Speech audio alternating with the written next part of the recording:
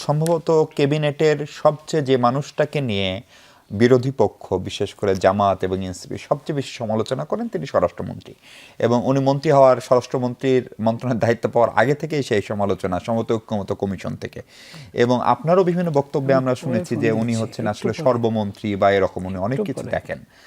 কিন্তু আপনাদের একটা বড় অভিযোগ ছিল উনি ওনার মন্ত্রণালয়ের বাইরে অনেক কাজ করেন, মন্ত্রণালয়ে মনোযোগী না। কিন্তু এই কাজটা যেটা আজকে হলো এবং এটা যদি বাস্তবায়ন হয় সত্যি সত্যি, অন্তত সেখানে এর আগে আমরা কোনো পলিটিশিয়ানকে নিকট অতীতে ঢুকতেও দেখি নাই। ফলে পুলিশ যেভাবে বলছে এই কাজটা যদি হয় তাহলে তো এটি এই আমলের স্বরাষ্ট্র মন্ত্রণালয়ের একটা সফলতা হিসেবে চিহ্নিত হয়ে থাকবে। সেই ক্রেডিটটা দিবেন কিনা এক নম্বর প্রশ্ন। এবং দ্বিতীয় প্রশ্ন হচ্ছে এই যে ৩,১০০ একর জমি চট্টগ্রামের মতো জায়গায়, যে জায়গা থেকে সব সরকারের সময় অন্তত ৫-১০ জন করে মন্ত্রী ছিল, এমনকি ইন্টারিমের সময়ও বেশিরভাগ উপদেষ্টায় সম্মত এককভাবে সেই জেলার, ইনক্লুডিং প্রধান উপদেষ্টা প্রফেসর ইউনুস, তারপরেও কেন এটাকে নিয়ন্ত্রণে রাষ্ট্রের আনা গেল না? সেই ব্যর্থতারও সমালোচনা এনসিপি কখনো করবে কিনা? আপনাকে ধন্যবাদ। প্রথমত হচ্ছে এই সলিমপুরের ব্যাপারটাকে যেভাবে মিডিয়া যেভাবে এসেছে, এটা বেশ থ্রিলার একটা ব্যাপারের মধ্যে আছে। আমরা গ্যাংস অফ ওয়াসিপুর এই ধরনের সিনেমা দেখে থাকি বা দেখেছি, সেরকম একটা মানে স্টোরিটা ওইভাবে এসেছে। প্রথমত আমি অভিনন্দন জানাতে চাই আইনশৃঙ্খলা বাহিনীকে, যেহেতু এটা তো হতে পারে না যেটা রাষ্ট্রের ভেতরে, রাষ্ট্রের কথা বললেন যে একটা রাষ্ট্রের ভেতরে একটা টেরিটরি যদি কোনো একটা সন্ত্রাসী গোষ্ঠী নিজেদের নিয়ন্ত্রণে রাখে, এটা তো রাষ্ট্র মানে পুরো জিনিসটাই একটা উদাহরণ হিসেবে সারা দেশের আইনশৃঙ্খলার উপরই একটা বড় প্রশ্ন তৈরি করে। সেখান থেকে তারা যে এটাকে নিয়ন্ত্রণে নিতে পেরেছেন বা নিয়েছেন আমাদের আইনশৃঙ্খলা বাহিনী দ্রুততম সময়ের মধ্যে, বিশেষত তারা যেহেতু এই গণঅভ্যুত্থানের পরে এক ধরনের ইনস্টিটিউশনাল একটা ক্রাইসিসের মধ্যে দিয়ে যাচ্ছিলেন, দ্রুততম সময়ের মধ্যে তারা এটার নিয়ন্ত্রণ নিয়েছেন। এই জন্য আমি তাদেরকে সাধুবাদ জানাবো অবশ্যই। এবং আমরা চাইবো যে তারা যেটা আপা বলেছেন কাছাকাছি সেরকম, যে আর্লি স্টেজে যদি আপনি ক্যান্সারের শনাক্ত করে সেটাকে থেরাপি দেন তাহলে রোগীর কিন্তু নিরাময়ের সম্ভাবনা থাকে, কিন্তু ম্যাচিউরড স্টেজে যদি দেন তখন কিন্তু সেটা রোগীর যন্ত্রণা এবং মৃত্যুর কারণ হয়ে দাঁড়ায় অনেক সময়। ফলে এই ক্ষেত্রেও এটাকে বাড়তে না দিয়ে এখানে ইন্টেলিজেন্স তৎপরতাটা অনেক বেশি দরকার, যেন এখানে নতুন করে তারা আর, যেহেতু একটা জঙ্গল এরিয়া এবং একটু দুর্গম এলাকা, ফলে এই ধরনের এলাকাগুলো অপরাধীদের জন্য এটা খুব একটা মানে ভালো একটা জায়গা যেখানে তারা আশ্রয় নিয়ে নানা ধরনের সংগঠিত হতে থাকে, এবং ওখান থেকে সংগঠিত হয়ে যে দেশের অন্য প্রান্তে কোনো ক্রাইম করবে না সেটাও কিন্তু হলফ করে বলা যায় না। ফলে আমরা আশা করব যে ওখানে সম্ভবত ওখানে একটা ঘাঁটি হবে, পুলিশেরও বা আইনশৃঙ্খলা বাহিনীও ওখানে স্থায়ীভাবে থাকবে, ক্যাম্প থাকবে। এটা খুব জরুরি যেন তারা সার্বক্ষণিক নজর রাখতে পারে। এর পাশাপাশি আমি স্বরাষ্ট্রমন্ত্রীর ব্যাপারে বলবো, স্বরাষ্ট্রমন্ত্রী কিন্তু আমরা যারা এই সরকারের বা বিএনপির এই মুহূর্তের রাজনীতিবিদ হিসেবে এবং মন্ত্রী হিসেবে সবচেয়ে যারা যোগ্য তাদের মধ্যে তিনি একজন, এবং তার স্কিল নিয়ে কিন্তু কারোরই কোনো প্রশ্ন নাই। কিন্তু প্রশ্নটা হয়েছে যখন তিনি নিজেই অনেক সময় তার বক্তব্যের কন্ট্রাডিক্ট করেছেন, সংবিধান প্রশ্ন যদি আপনি বলেন, এবং যখন তিনি সংসদে আমরা প্রথম অধিবেশনে দেখেছি যে তিনি আসলে নিজের মন্ত্রণালয়ের চেয়ে বেশি যে কথাগুলো আইনমন্ত্রীর বলার কথা, যে কথাগুলো প্রধানমন্ত্রী বলার কথা, সেগুলো যখন তিনি বলতে গেছেন তখন স্বাভাবিকভাবেই যিনি বেশি কথা বলেছেন তিনি আক্রমণের বা সমালোচনার মধ্যে পড়বেন। তিনি একবার 43 মিনিট কথা বলেছেন, আরেকবার 30 মিনিট কথা বলেছেন।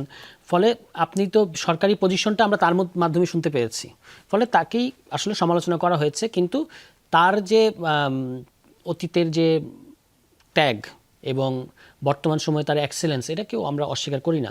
কিন্তু আইন শৃঙ্খলা পরিস্থিতি কিন্তু খুব একটা ভালো নাই। যেমন আজকেই পত্রিকায় দেখলাম এই সরকারের 100 দিনে 249টি হত্যাকাণ্ড ঘটেছে সারা দেশে।